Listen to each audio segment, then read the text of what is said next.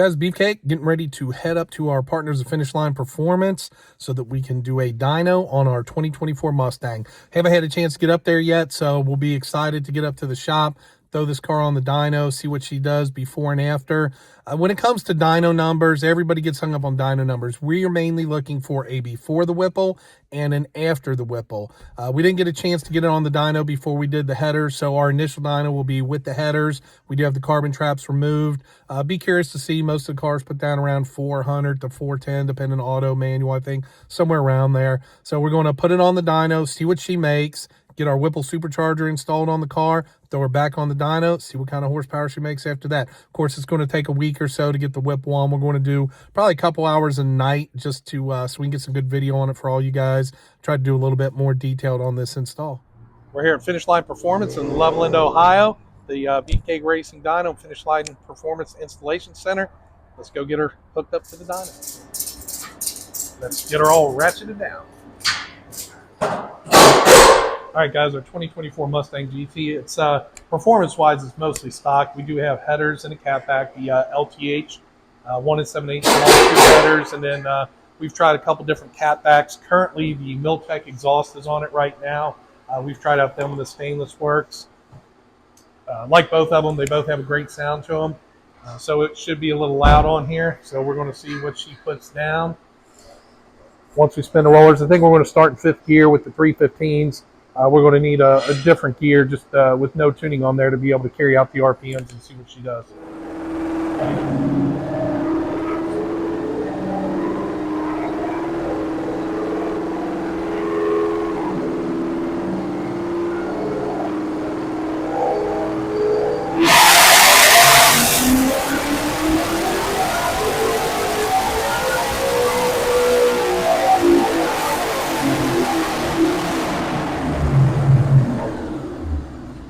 Loud.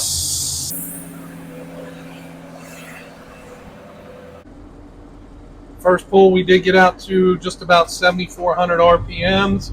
It's like she put down 426 horsepower and 362 foot-pounds of torque.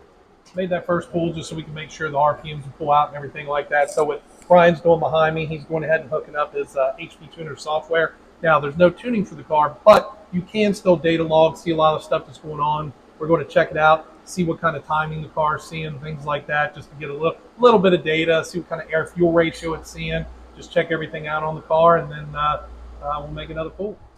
Time for a second pull. We're going to do this one from outside just so you can hear this milltek exhaust from outside. It's the cold start is definitely pretty loud. The exhaust does it's loud. This is the full active exhaust they offer. Now it's pretty warmed up, so it's going to calm down quick, but we'll zip this other pull out. We always like to make 2 or 3 pulls just for consistency, and anytime we do before and afters, we'll usually do 3 pulls pretty close to back, just so you get a pretty good indication of what the car is doing. You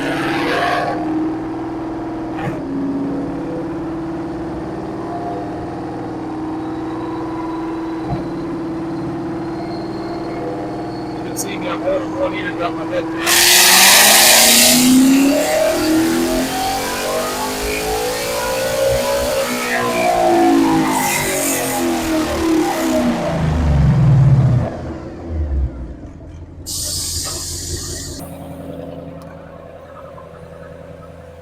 All right, second pull.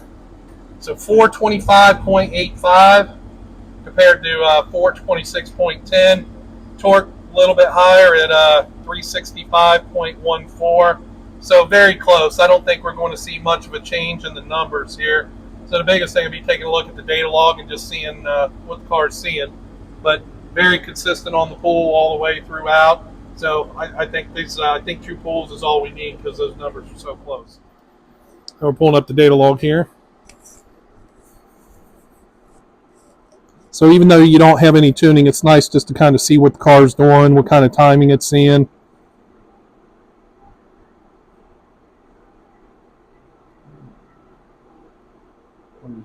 25.8. 25. averaging 25. So staying right around 25s on timing throughout the run. Wouldn't let me select an option for the show. Oh, so you can't see the correction? Interesting. So what Brian's saying is you can't see the correction on the O2 sensors to see what it's doing. That's just because some new parameters in there that aren't mapped out yet. It's looking for 0.78 lambda at watt. And lambda is how you convert to get your air-fuel ratio. Basically, take your lambda times your stoichiometric fuel, I believe, and that's what actually gives you your air-fuel ratio. Most tuners don't actually tune air-fuel ratio. We see guys online a lot ask about air-fuel. Most tuners are tuning for a lambda, and that's where most tuners tune, even on custom tuning. No matter the fuel, they're usually targeting somewhere around a 7.8, 7.9 lambda.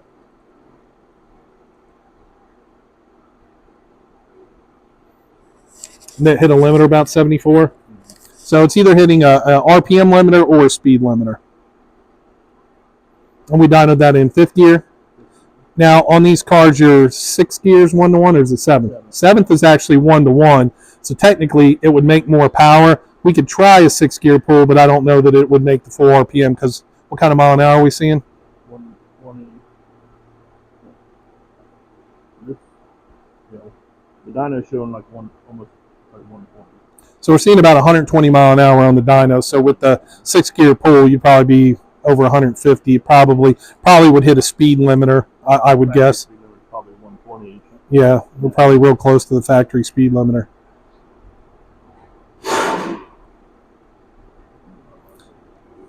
So again, full transparency with those numbers. We are seeing, we do have the carbon traps out on this car, and we do have the LTH headers and a catback. But with what we're seeing here, again, at about 426 wheel, if you do the calculation, these cars are rated at 480 horsepower at the crank. Depending on your drivetrain loss, I mean, historically, they say manual transmission is about 15% and auto is about 20%. So that gives you somewhere between 505 and 535 at the crank, based on drivetrain loss. If you go somewhere in the middle, you're right about 5 teens, 520 would be a safe bet at the crank. So that's saying that the the headers picked us up, probably 20, 30 horsepower, which is pretty nice.